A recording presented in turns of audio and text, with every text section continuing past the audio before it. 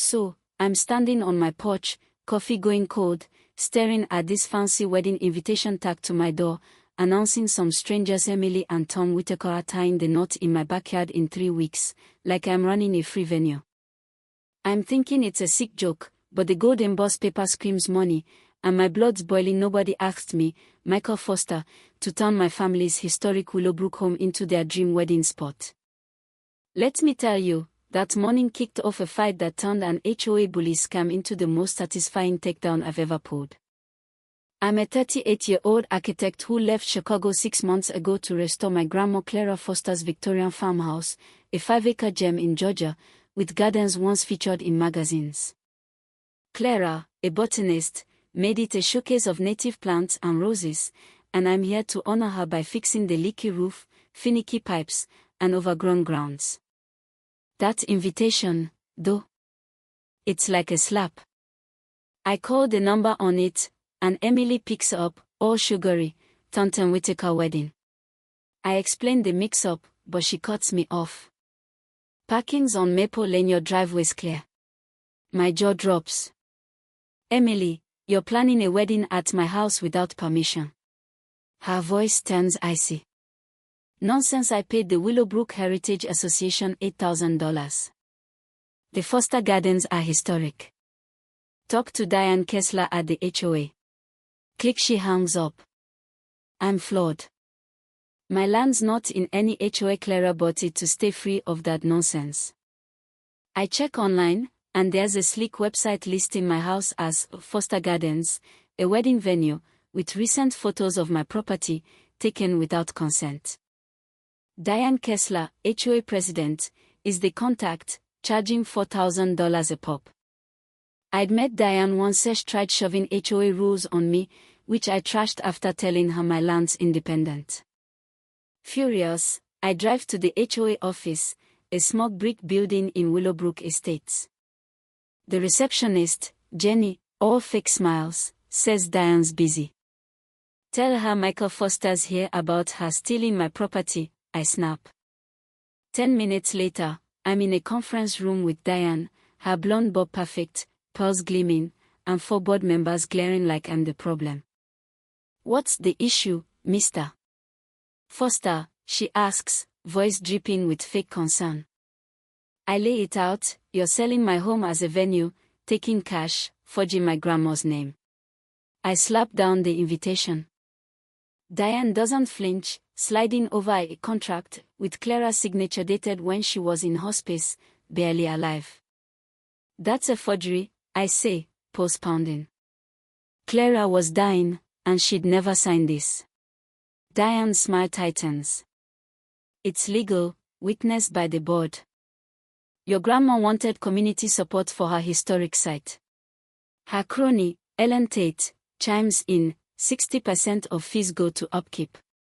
I've seen $0, I shoot back. Where's the cash going? Their shifty glances scream guilt. Cancel all bookings, remove my property, refund everyone, I demand. Diane leans forward, predatory. Be a team player.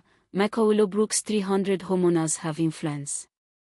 It's a threat, plain as day. I storm to my grandma's lawyer, Tom Hargrove, whose office feels like a time capsule. He's livid, spotting the fake signature instantly. Clara's, had a look. This is garbage. She guarded her land fiercely. But he warns, Diane's connected her husbands on city council, her brother's a judge. This'll get ugly. Tom hands me Clara's files, surveys, deeds, letters proving she rejected HOA and developer offers to keep her land free. A city letter confirms no rezoning or eminent domain applies. Clara left you ammo, Tom says. Back home, I walk the gardens, overgrown but stunning, with bulbs poking through, the gazebo begging for paint.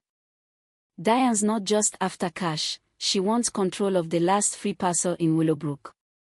I call Walter Reed, Clara's old groundskeeper, a wiry 70-year-old who shows up in his beat-up truck. Heard about Diane, he says, sipping water on my porch.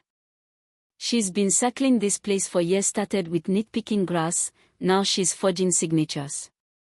He grins, mischievous. Claret say, be spectacularly unreasonable. Make it unforgettable. Water spills that Diane's turned the HOA into her kingdom, bullying homeowners, faking heritage listings to grab cash and clout. She's untouchable, her husband rigs city codes, her friends own the town, he says. But Clara wasn't scared, and you shouldn't be. Diane's lawyer fires back a letter, claiming the forged contracts binding, threatening lawsuits if I disrupt bookings. I tell Tom to hold off. I've got a plan, inspired by Walter's mischief. I dig into Emily. She's a realtor tied to Willowbrook's property deals. Tom's a developer who built the HOA's newest chunk. This wedding's a power play for Diane's cronies.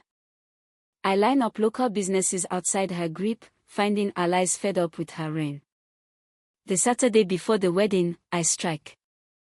At 7:30 am, trucks roll in, 20 bright blue potty-potties line my lawn, pest control signs scream, treatment in progress, and a bulldozer unloads for landscaping. Neighbors speak. I'd warned them about my renovations.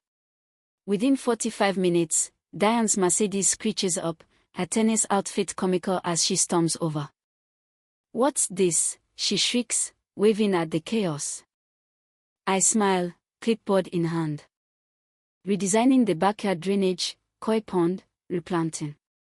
Starts Monday. Her face twists, horror hits as she realizes the wedding's toast. You can do Thornton Whitaker wedding Saturday. Oh, that event you booked without asking. I say, more confused. Bad timing, but it's my land. Emily arrives, mascara streaking, freaking out. My wedding's ruined.